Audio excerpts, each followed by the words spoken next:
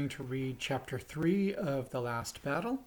Remember that while you're listening to this, you don't have to sit and watch it. You can do something else, even if it's like taking a nap or laying down, falling asleep in your bed at night, cooking, cleaning your room, whatever. You don't have to just sit and watch this. Just make sure that you're listening enough that you can do well on the AR test when we're all done. So, chapter 3, The Ape in All Its Glory. Master Horse, said Tirian as he hastily cut its traces. How came these aliens to enslave you? Is Narnia conquered? Has there been a battle? No, sire, panted the horse. Aslan is here. It is by his orders. He has commanded. Where danger, King? Said Jewel.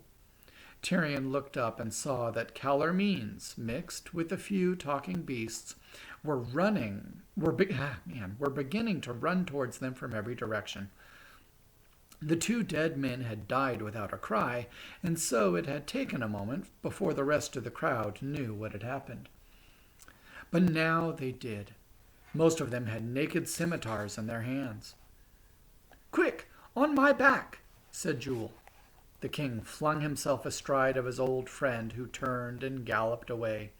He changed direction twice or thrice as soon as they were out of sight of their enemies, crossed a stream, and shouted without slackening his pace, "Whither away, sire? To Cair Paravel?" "Hold hard, friend," said Tirian. "Let me off." He slid off the unicorn's back and faced him. "Jewel," said the king, "we have done a dreadful thing." "We were sorely provoked," said Jewel. "But to leap upon them unawares, without defying them, while they were unarmed?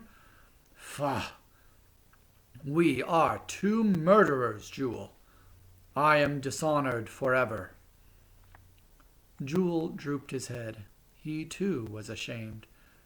"And then," said the king, "the horse said it was by Aslan's orders. The rat said the same. They all say Aslan is here." "But if it were true—" "But, sire, how could Aslan be commanding such dreadful things?" "He is not a tame lion," said Tirian. "How should we know what he would do? We who are murderers. Jewel, I will go back. I will give up my sword and put myself in the hands of these Calormenes and ask that they bring me before Aslan. Let him do justice to me." "You will go to your death, then," said Jewel.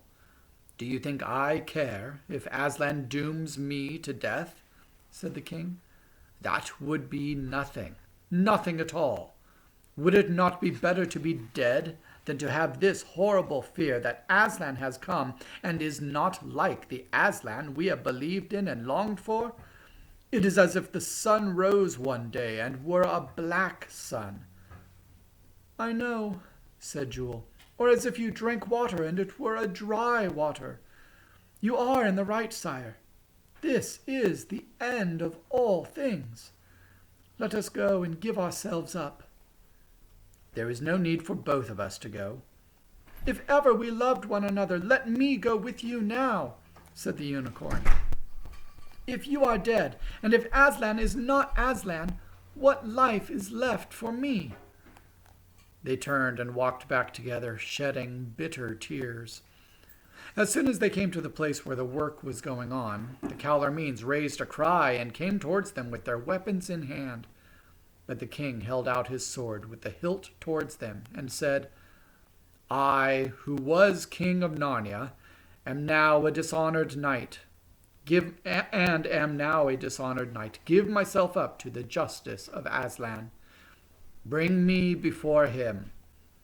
"And I give myself up too," said Jewel. Then the dark men came round them in a thick crowd, smelling of garlic and onions, their white eyes flashing dreadfully in their brown faces. They put a rope halter round Jewel's neck. They took the king's sword away and tied his hands behind his back.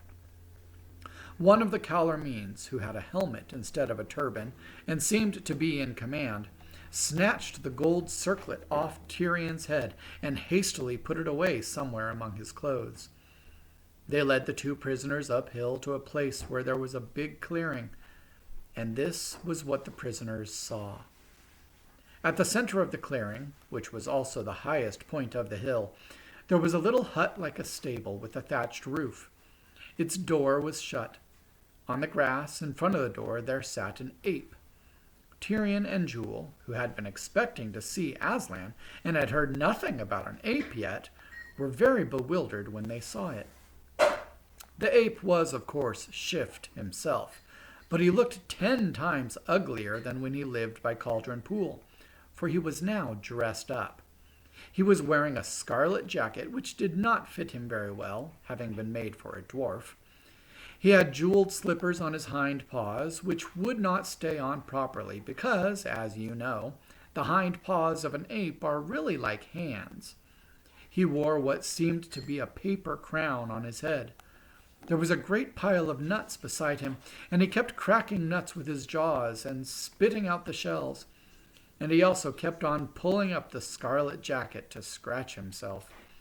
A great number of talking beasts stood facing him, and nearly every face in that crowd looked miserably worried and bewildered. When they saw who the prisoners were, they all groaned and whimpered. "Oh, Lord Chief, mouthpiece of Aslan," said the chief Calormene, "we bring you prisoners. By our skill and courage, and by the permission of the great god Tash, we have taken alive these 2 desperate murderers." "Give me that man's sword," said the ape. So they took the king's sword and handed it, with the sword belt and all, to the monkey. And he hung it round his own neck, and it made him look sillier than ever. "We'll see about those 2 later," said the ape, spitting out a shell in the direction of the 2 prisoners. "I got some other business first. They can wait. Now listen to me, everyone. The first thing I want to say is about nuts. Where's that head squirrel got to?" "Here, sir," said a red squirrel, coming forward and making a nervous little bow. "Oh, you are you?" said the ape with a nasty look. "Now attend to me. Aslan wants some more nuts. These you've brought aren't nearly anything enough. You must bring some more, do you hear? Twice as many. And they must be here by sunset tomorrow, and there mustn't be any bad ones or any small ones among them." A murmur of dismay ran through the other squirrels, and the head squirrel plucked up courage to say, "Please, would Aslan himself speak to us about it? If we might be allowed to see him." "Well, you won't," said the ape. "He may be very kind, though it's a lot more than most of you deserve, and come out for a few minutes tonight. Then you can all have a look at him. But he will not have you all crowding round him and pestering him with questions. Anything you want to say to him will be passed on through me, if I think it's worth bothering him about. In the meantime, all you squirrels had better go and see about the nuts, and make sure they are here by tomorrow evening, or my word, you'll catch it." The poor squirrels all scampered away as if a dog were after them. This new order was terrible news for them. The nuts they had carefully hoarded for the winter had nearly all been eaten by now, and of the few that were left, they had already given the ape far more than they could spare. Then a deep voice, it belonged to a great tusked and shaggy boar, spoke from another part of the crowd. "But why can't we see Aslan properly and talk to him?" it said. "When he used to appear in Narnia in the old days, everyone could talk to him face to face." "Don't you believe it," said the ape. "And even if it was true, times have changed. Aslan says he's been far too soft with you before, do you see? Well, he isn't going to be soft any more. He's going to lick you into shape this time. He'll teach you to think he's a tame lion." The low moaning and whimpering was heard among the beasts, and after that a dead silence which was more miserable still. "And now there's another thing you've got to learn," said the ape. "I hear some of you saying I'm an ape. Well, I'm not. I'm a man. If I look like an ape, that's because I'm so very old, hundreds and hundreds of years old. And it's because I'm so old that I'm so wise. And it's because I'm so wise that I'm the only one Aslan is ever going to speak to. He can't be bothered talking to a lot of stupid animals. He'll tell me what you've got to do, and I'll tell the rest of you. And take my advice and see you do it double quick time, for he doesn't mean to stand any nonsense." There was dead silence except for the noise of a very young badger crying and its mother trying to make it keep quiet. "And now here's another thing," said the ape, and the ape went on, fitting a fresh nut into its cheek. "I hear some of the horses are saying, 'Let's hurry up and get this job of carting timber over as quickly as we can, and then we'll be free again.' Well, you can get that idea out of your heads at once, and not only the horses either. Everybody who can work is going to be made to work in the future.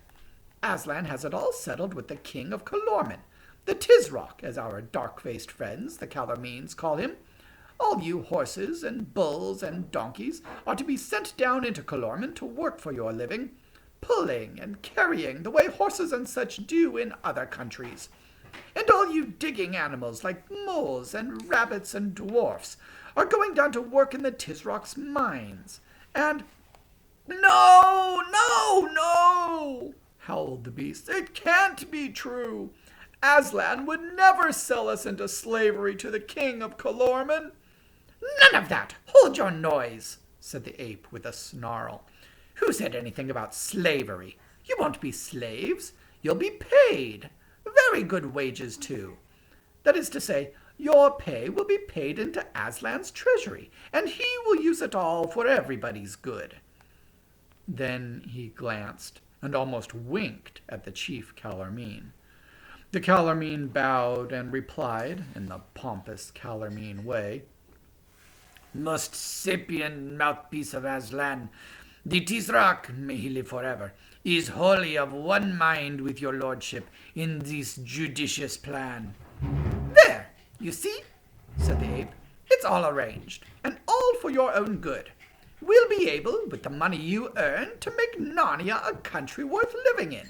There'll be oranges and bananas pouring in, and roads and big cities and schools and offices and whips and muzzles and saddles and cages and kennels and prisons. Oh, everything." "But we don't want all those things," said an old bear. "We want to be free, and we want to hear Aslan speak himself." "Now don't you start arguing," said the ape, "for it's a thing I won't stand. I'm a man. You're only a fat, stupid old bear. What do you know about freedom? You think freedom means doing what you like. Well, you're wrong. That isn't true freedom. True freedom means doing what I tell you."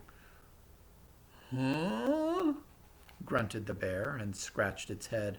It found this sort of thing hard to understand. "Please, please," said the high voice of a woolly lamb, who was so young that everyone was surprised he dared to speak at all. "What is it now?" said the ape. "Be quick." "Please," said the lamb. "I can't understand. What have we to do with the Calormenes? We belong to Aslan. They belong to Tash. They have a god called Tash. They say he has 4 arms and a head of a vulture. They kill men on his altar. I don't believe there's any such person as Tash, but if there was, how could Aslan be friends with him?" All the animals cocked their heads sideways, and all their bright eyes flashed toward the ape. They knew it was the best question anyone had asked yet. The ape jumped up and spat at the lamb. Baby, he hissed. Silly little bleater. Go home to your mother and drink milk. What do you understand of such things? But you others, listen. Tash is only another name for Aslan. All that old idea of us being right and the Calormenes wrong is silly. We know better now. The Calormenes use different words, but we all mean the same thing. Tash and Aslan are only two different names for you-know-who. That's why there can never be any quarrel between them. Get that into your heads, you stupid brutes. Tash is Aslan. Aslan is Tash. You know how sad your own dog's face can look sometimes? Think of that, and then think of all the faces of those talking beasts, all those honest, humble, bewildered birds, bears, badgers, rabbits, moles, and mice, all far sadder than that. Every tail was down, every whisker drooped. It would have broken your heart with very pity to see their faces. There was only one who did not look at all unhappy. It was a ginger cat, a great big Tom in the prime of life, who sat bolt upright with his tail curled round his toes in the very front row of all the beasts. He had been staring hard at the ape and the Calormene captain all the time, and had never once blinked his eyes. "Excuse me," said the cat very politely, "but this interests me. Does your friend from Calormen say the same?" "Assuredly," said the Calormene. "The enlightened ape, is in the right. Aslan means neither less nor more than Tash." "Especially Aslan means no more than Tash?" suggested the cat. "No more at all," said the Calormene, looking the cat straight in the face. "Is that good enough for you, Ginger?" said the ape. "Oh, certainly," said Ginger coolly. "Thank you very much. I only wanted to be quite clear. I think I am beginning to understand." Up till now, the king and Jewel had said nothing. They were waiting until the ape should bid them speak, for they thought it was no use interrupting. But now, as Tyrion looked round on the miserable faces of the Narnians and saw how they would all believe that Aslan and Tash were one and the same, he could bear it no longer. "Ape!" he cried with a great voice. "You lie! You lie damnably! You lie like a Calormene! You lie like an ape!" He meant to go on and ask how the terrible god Tash, who fed on the blood of his people, could possibly be the same as the good lion by whose blood all Narnia was saved. If he had been allowed to speak, the rule of the ape might have ended that day. The beasts might have seen the truth and thrown the ape down. But before he could say another word, two Calormenes struck him in the mouth with all their force, and a third from behind kicked his feet from under him. And as he fell, the ape squealed in rage and terror. "Take him away! Take him away! Take him where he cannot hear us, nor we hear him! There, tie him to a tree. Aslan will do justice to him later."